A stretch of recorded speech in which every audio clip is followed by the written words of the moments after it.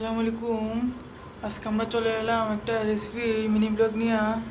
রেসিপির নাম হচ্ছে আমের লাচ্ছি বা আমের মিল্কশেক বা আমের শরবত, আপনারা যাই বলেন। ওইটা নিয়ে একটা ভিডিও বানাচ্ছি, দেখতে থাকুন ভিডিওটা।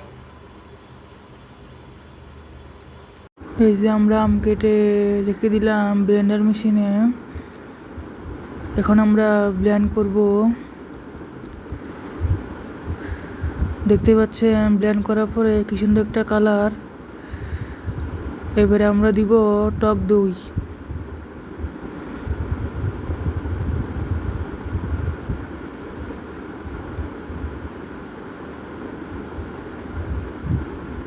এই আমি লাচ্ছিটা বা শরবতটা আমি আমার বোন সহকারে বানাইছি।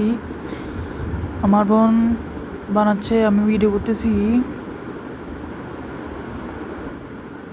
টক দই দেওয়ার পরে আরেকবার ব্লেন্ড করে নিব।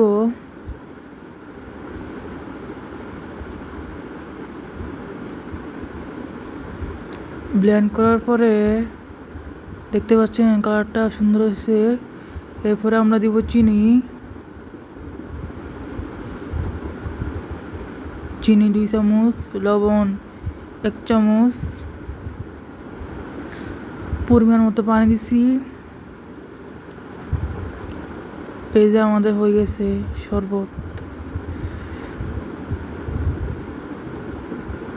আবার চামচ দিয়ে নাড়িয়ে ফেললাম।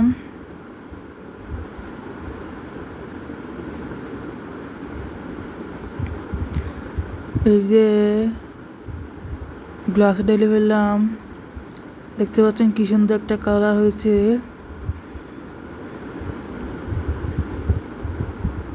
কেমন লাগলো রেসিপির ভিডিওটা ভালো লাগলে লাইক এন্ড সাবস্ক্রাইব করে আমার পাশে থাকুন। আপনারা কমেন্টে বলে যাবেন আমের শরবতের ভিডিওটা কেমন লেগেছে বা লাচ্ছি আপনারা যাই বলেন সেটা কমেন্টে বলে যাবেন।